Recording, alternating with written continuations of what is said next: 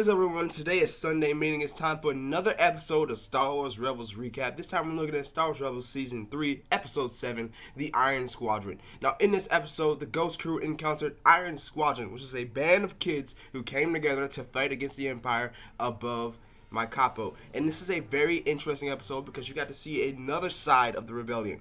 A side of kids who want to rise up and fight against the Empire. And I thought that was very interesting. Now, before I get into the episode and start talking about it, give you guys just a little breakdown of what this episode was. Now, this episode started out with a mission to evacuate rebel synthesizers and all of those who do not wish to be on my capo, to evacuate them before the Empire returned back to the planet. Now, in doing so, they encountered Iron Squadron. The Iron Squadron was already taking on an Imperial transport once they arrived. And they were very kind of arrogant with it. I don't want to say the whole crew, more their leader, which is a guy named March. Now, what's interesting about the Mark character, you find out that he is actually the nephew of Commander Sato in the rebellion. Now, we've seen Commander Sato a lot. He is, of course, one of the high-ranking officials during the early days of the rebellion. So you see his kind of history kind of is now being expanded. You find out that Commander Sato's brother was actually killed by the Empire in my capo, and his son took up the title of Iron Squadron with his friends, kind of like in remembrance, but also kind of a revenge against the Empire for the death of his father.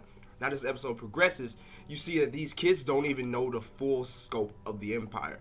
Now, Mart, when he's leading an attack, he believes the Imperial transport that they destroyed was actually a Star Destroyer. So that means he hasn't even seen a real Star Destroyer. He hasn't rebelled long enough to even know what an Imperial Star Destroyer looks like. And I thought that was extremely surprising to know that, hey, this kid wants to take up arms against the Empire, but doesn't even know their full capabilities. He thinks they can handle them, but as this episode progresses, he sees that that is about to change. So as things move forward on the episode, you see this Iron Squadron kind of move from being, single by themselves to being welcoming to the Ghost Crew, welcoming to them, and starting working together. Now, Mart, he allows his friends to leave the ship. I think it was Jonah and Gunti, I think their names were. And they leave the ship, and they go on with the Ghost Crew.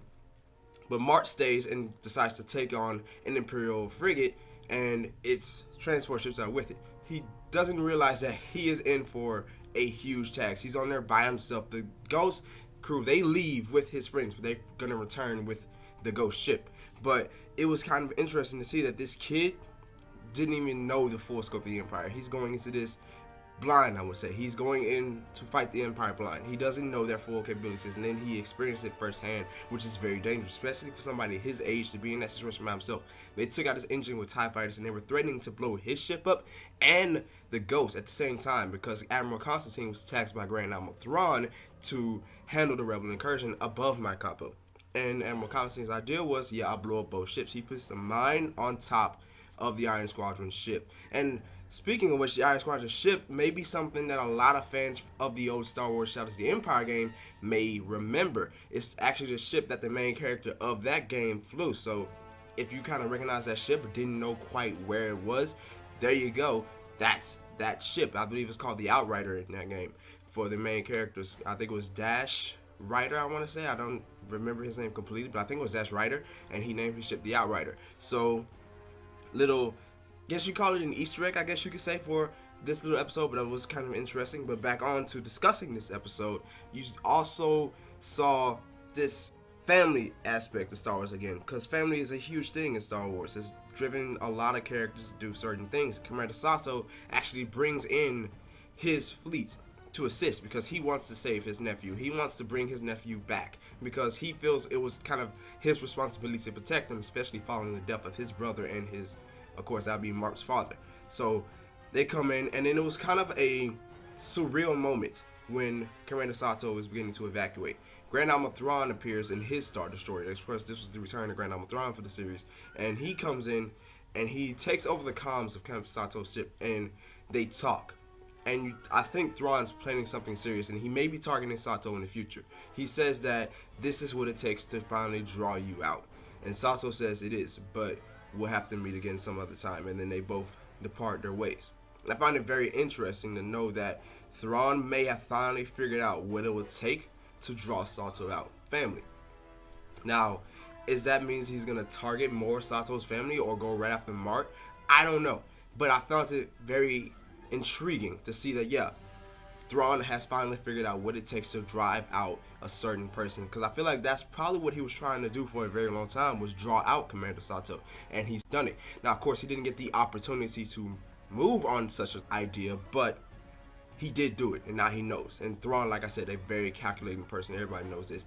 Thrawn is a very calculating, cold individual, and once he gets an idea, he can work on it and make it something even greater. So this episode was phenomenal. I really like it. It gave you a better aspect of what it was like for rebels to fight the Empire. Whether it was adults, kids, you know, you name it. They fought as much as they could, and I really like this episode. Now, be sure to tell me down in the comment sections, what did you think about Star Wars Rebels Season 3, Episode 7, The Iron Squadron? What do you think about the little encounter between Commander Sato and Grand Admiral Thrawn? Also, what do you think about the Iron Squadron? You think it was a very interesting idea to show kids fighting the Empire? I think that was kind of too big a step forward. I really want to know your opinions. Also, leave a like and share this video with your friends if you enjoyed it. And subscribe to us for the latest and greatest Star Wars Rebels content on YouTube. Until next time, may the force be with you all. I'll definitely see you guys in a later video.